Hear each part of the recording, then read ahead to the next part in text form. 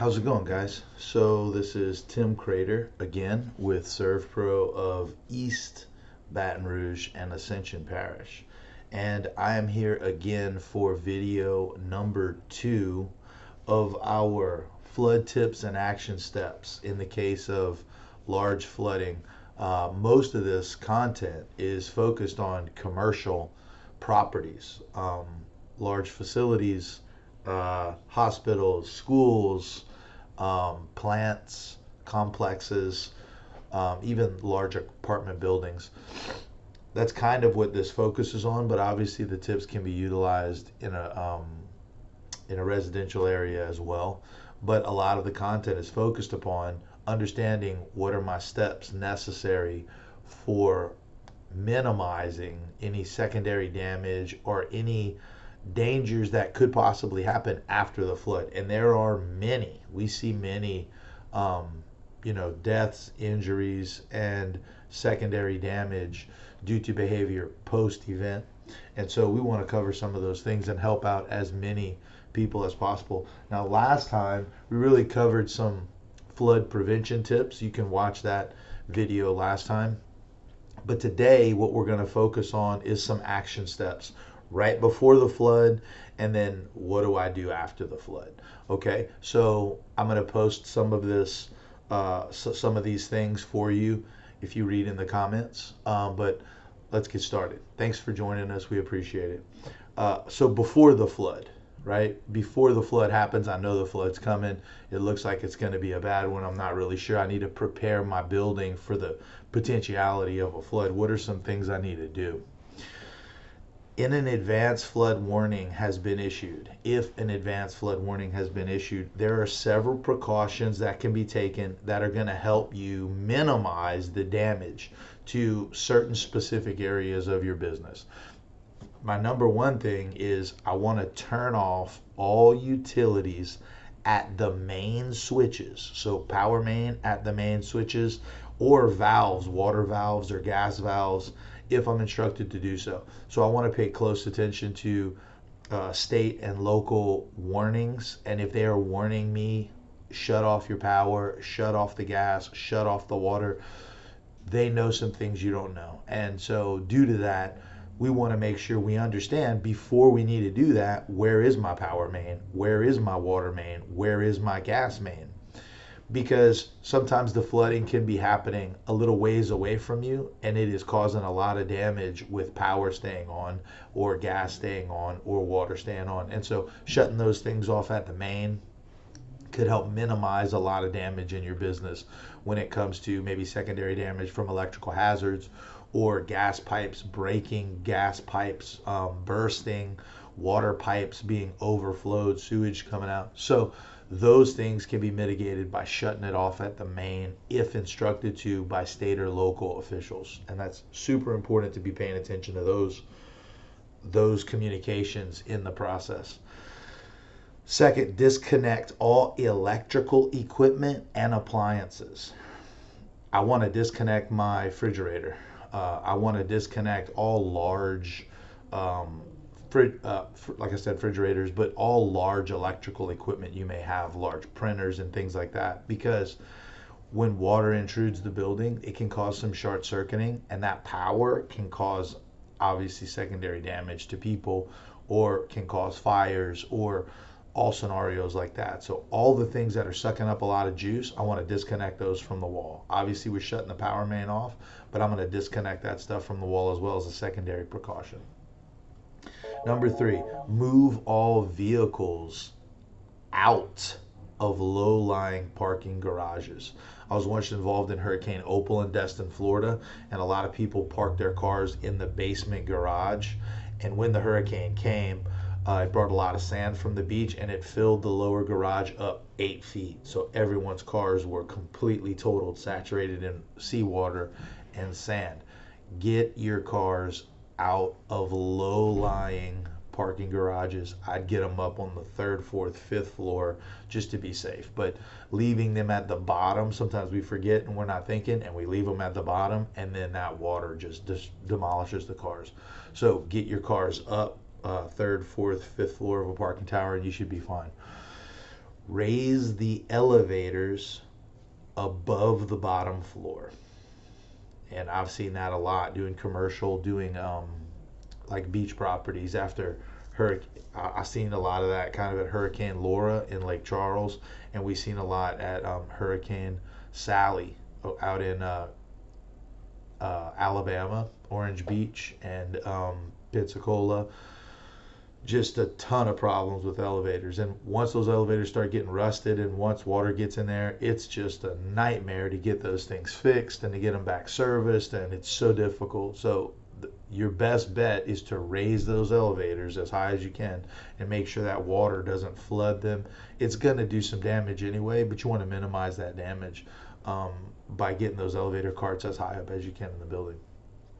Now, once the flood happens, so we're talking like post flood, what am I doing? The number one thing you want to think about post flood is safety first. Safety first, safety first, safety first. We're going to get into a couple more things, but post flood, I'm really talking about safety first. So my first thing I want to do in a commercial setting is account for all employees, make sure they're safe, and that everyone understands our established evacuation plans in advance of the flood, right? And we want to identify areas outside the building that are designated meeting places. You should already have those places. Good places to meet during a flood are on the 4th floor of a parking tower, where you're not at the top and you're not at the bottom, you're kind of in the middle. There's a minimal amount of electrical things out there. There's a minimal amount of water intrusion that's going to cause a bunch of damage. They drain well, so everybody's safe, kind of in the middle of the parking tower. So parking towers are a pretty good place to meet. Other places to meet are anywhere on like a 2nd or 3rd floor where I'm away from a lot of electrical, in a large meeting area. Like in a hospital, a good place is like a waiting room, a large family style waiting room where you're not near a bunch of electrical equipment. Those kind of meeting places are important to have previous to the flood. That way everybody knows exactly what to do and everyone can get there safely. Oftentimes when no one knows what to do, that can create panic. And then there's different characters of people, right? You're going to have some people who are heroes, who want to help everyone. And sometimes those people are the most at risk because they're trying to run into places that are dangerous where people are stuck. And the only reason people are stuck there or those places are dangerous is because there wasn't a plan ahead of time. If there's a plan ahead of time, that won't happen. Everyone should know where the meeting place is. Everyone should know what the procedures are. Everyone should know what the evacuation routes are. And if that's taken care of, then you won't need heroes to run into dangerous basements where there's water and electricity. You won't need that. But you're always going to have some people, men and women, who want to help people and want to be heroic. And unfortunately, sometimes those people are the ones that are subjected to secondary damage. So we want to save those people and save all those scenarios by having a plan, everybody meet in the same spot. We do a head count, we account for everyone, and then our evacuation plan is going to get us out of the building as quickly and as safely as possible. That is the best strategy. And what a real hero can do is plan that before the damage happens. That way we minimize and we mitigate any secondary problems for anyone in the situation. If water enters the building, an evacuation becomes impossible. What we want to do is identify somewhere in upper floors of the structure that are going to be safe for everyone, and then we want to wait upon rescue. In a large commercial setting, there should absolutely be some kind of handheld radio or some type of emergency cellular device where we can get in touch with rescuers and let people know. That way we're not waiting for extended periods of time. If you're in a scenario where you're trapped in a building or trapped in a space, having communication is vital. So I recommend all safety kits have cell phones that are temporary cell phones. You can get them at your local general stores, Walmart, Home Depot, or maybe not Home Depot, but Walmart and Target, and they have just burner phones that you can get for, with $200 in minutes. Those are extremely important in dangerous scenarios. And what I often try to do is I use a certain provider for my regular phone, But when I buy burner phones or safety phones or secondary phones, I buy those on a different network, right? So maybe I have a Sprint phone, but for my burner phone or my emergency phone in my emergency pack, I buy a T-Mobile phone or an AT&T phone. That way, if my regular phone isn't working, I have a secondary phone and also a secondary network, so that if maybe T-Mobile's network's down, I can get AT&T's network or Sprint's network. Those things are super important in helping you kind of establish communication if need be. Um, and then we're going to just wait for rescuers, right? We're going to call 911 and we're going to wait for rescuers. We don't want people trying to Cirque du Soleil their way out of the windows or none of that. Get everybody in a group, calm everybody down, um, get water for everyone, make sure there's a restroom nearby, and then have everyone calm down and wait for rescuers and professionals to come save everybody and get everybody out of that building effectively. Um, while evacuating, avoid attempting to drive through floods or rising water. Nearly half, let me say that again, nearly half of all flash flood fatalities are auto related. Super dangerous to have a flood in a large commercial space and then jump in your car and try to drive through, because we just don't know if some of the streets gave out or if that water is going to be so high that our tires may get floated off the asphalt and we may get floated into a ditch. There's so many crazy things that can happen when you've lost touch with the road, and that can absolutely happen in a flood environment. You do not know how deep the water is, so jumping in your car and trying to drive away can oftentimes be one of the most dangerous things you can do. So find a safe space in the structure if you can, and wait for rescuers. Communicate with a rescue team and get them out there to help everyone, because jumping in your car and driving away could be more harmful than just waiting. Do not touch electrical equipment. If you are wet or standing in water, don't touch anything electrical. Just don't touch it, because you just don't know if there's a wire or a short or anything like that. If there's electrical equipment and there's a flood and there's water, don't touch any electrical equipment. And really, I wouldn't even walk in the water near electrical equipment, because obviously water is going to get electrified. So stay away from electrical equipment if there's water on the floor. The higher that water is, the more dangerous, because I don't know where electrical equipment is. So stay away from electrical equipment. Do not touch electrical equipment. Get to a space where there's a minimal amount of electrical equipment. Like in a hospital, a waiting room would have a pretty minimal amount of electrical equipment, whereas most of the rest of the hospital, there would be tons of it. Do not walk through moving water. Even 6 inches of moving water can make you fall. One of the biggest hazards that humans have on Earth is falling. That's one of the major hazards that people have. One of the number one things that speak to how long a person is going to live is leg strength. The reason that is because once leg strength starts to go away, and we fall, that's when people start to hurt themselves, and the decline of health can be pretty rapid after those kind of falls start to happen. I'm sure many of us have experience with older people in our families falling and then their health kind of deteriorating after that. Falls in a commercial space with water on the ground, you have no idea what's under the water. So as I fall and put my hand down on something that may cut, puncture, or penetrate my hand, not only do I have that problem, but now I have the infection of the water problem. I don't know where that water's been. It's filthy, it's dirty, there's bacteria. So don't walk through running water, because as balanced as everyone thinks they is, as athletic as everybody thinks they are, you're not.